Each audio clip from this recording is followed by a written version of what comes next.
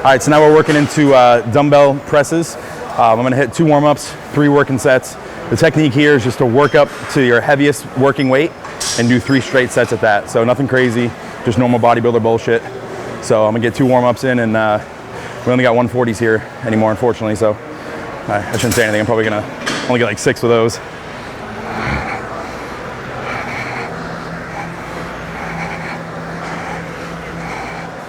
All right, so I asked what it's like. You know, I grew up in New Hampshire, small town, and now I'm out here in Southern California, LA, one of the busiest places in America.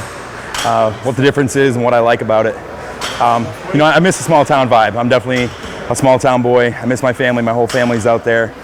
Making the move to California for me was really just about opportunity. You know, it wasn't so much to pursue bodybuilding. I think it was just more of a change of pace in life. One of the things I love about California is there's opportunity no matter what you do, really.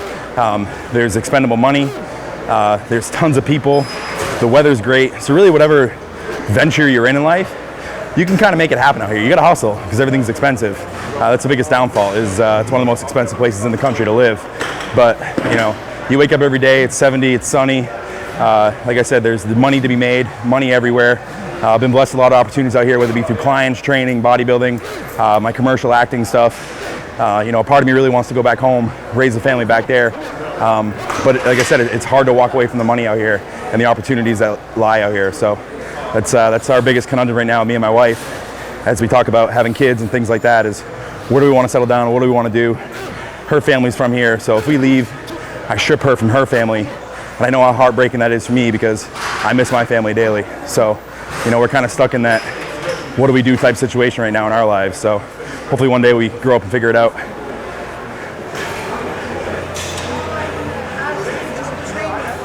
All right, so third exercise of the day, I'm gonna do some hammer strength incline press, but with some bands on it. I started incorporating bands probably about a month ago. Seen a bunch of people on Facebook and a bunch of other trainers doing it. And I went in my wife's closet one day and saw she had a big bag of bands. I was like, perfect, I snagged them. And it's great because you maintain tension throughout the whole movement. So you're always engaged in whatever muscle group you're working. Not only that, but it increases tension at the top. So I just feel such a great pump off things like these, things like banded dumbbell pullovers.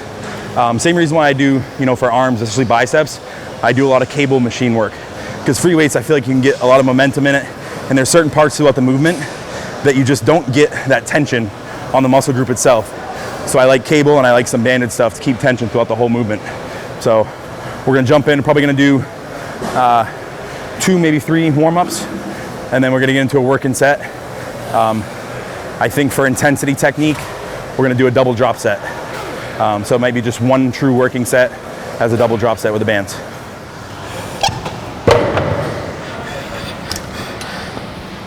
All right, so this year in March, I started working with Matt Jensen. Matt's taken over my nutrition and my training. In previous years, most of you guys know I've been working with Charles Glass. I love Charles, got all the respect in the world for him. I also worked with Chris Cormier prior to that.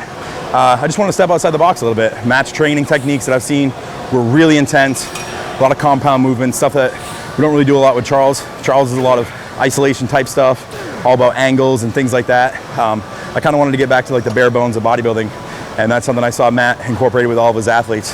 So the training, like you guys have seen so far, is a lot of it's just like 1, maybe 2 all-out intensity sets. You know, he wants a little longer breaks, but it's almost like that DC Dorian style training where it's just 1 balls out set. So far it's been fun. You know, I've been, knock on wood, injury free for the most part. Been able to move some heavy weight, which I think is what got me into bodybuilding and, you know, weightlifting in general. Nothing like getting under, you know, some heavy squats, some heavy bench, things like that. So, you know, it's been a great year. I've seen some improvements. I've seen some more density in my back, definitely some more density in my chest. So I'm excited to see what, you know, the next couple of years bring with Matt and see what this year brings for me as far as stage-wise and the improvements I've made. All right, so here we are working on the last exercises for chest today. We're gonna do some dips, leaning forward a little bit to focus on lower pecs. We're gonna superset with some cable flies, a pec deck fly machine right next to it here. So we're just gonna go back and forth, straight sets, 3 working sets, get done with chest, and then move on to shoulders.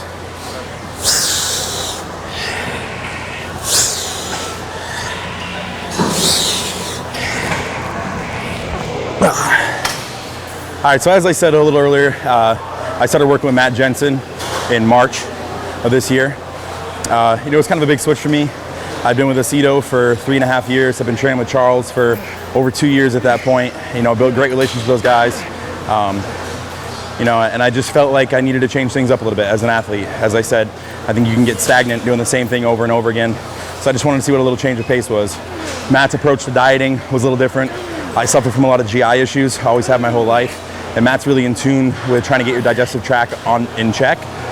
When I first started off season this year, I couldn't eat shit. I was working with Chris, and literally I'd be lucky if I could take down a half cup of rice and like 4 ounces of chicken, and I just felt so ridiculously bloated. It was terrible. And so things just kind of, I know I needed a change. So I spoke to Matt. We had kind of built a relationship over the previous year, just chatting back and forth, bouncing ideas off each other. And so I decided to hop on a limb and work with him. And within a couple months, he got my digestion back up. He got me eating more food than I ever have been. I was never really a big carb guy. Max for me in the off season would be like 400 grams of carbs. He had me up to like 700 a day. I mean, I'm contest prep right now, I'm on 300, and I could easily step on stage in maybe 3 or 4 weeks.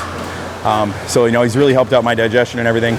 And training wise, as I touched base on earlier, it's a lot of compound movements. He's a firm believer in deadlifts, in squats, in heavy bent over rows, things like that. Things I haven't done really since I stopped playing football in college. For me, I'm really thick through the waist. I got thick obliques. I always have been. That's just genetically how I'm built. So when I got into bodybuilding, transitioning from sports, I stopped squatting. I stopped doing deadlifts because your core's a muscle.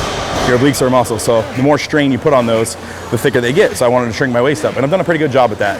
One of the few pros, in the open class, I can hit a vacuum pose on stage, and that's something I really want to be attentive to. But Matt made me step outside the boxes here again and get into squatting and get into doing bent over rows and things like that. And I just wear a belt and I crank the shit out of it, and pretty much try not to breathe when I'm doing those exercises to keep the interabdominal pressure down. But I feel like it's made a difference in my back so far, and I'm excited to see contest time exactly what changes are made. So, all positive things.